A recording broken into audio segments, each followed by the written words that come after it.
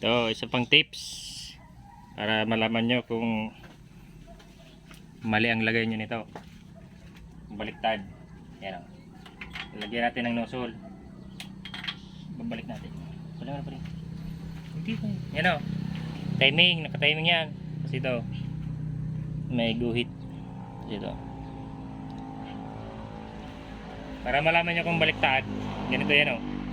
Technique natin. Balik natin ng ano konti. Ano.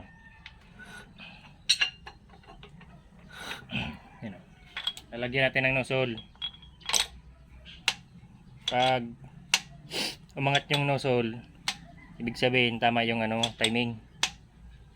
Yan o. Ikutan natin.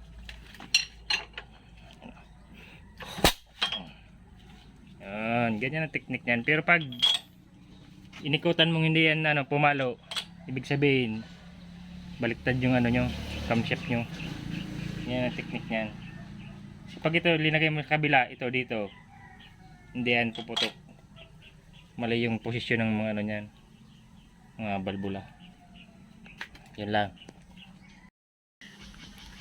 Kung nagustuhan nyo yung video ko, pa like and share naman.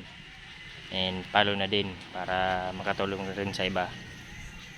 Thank you.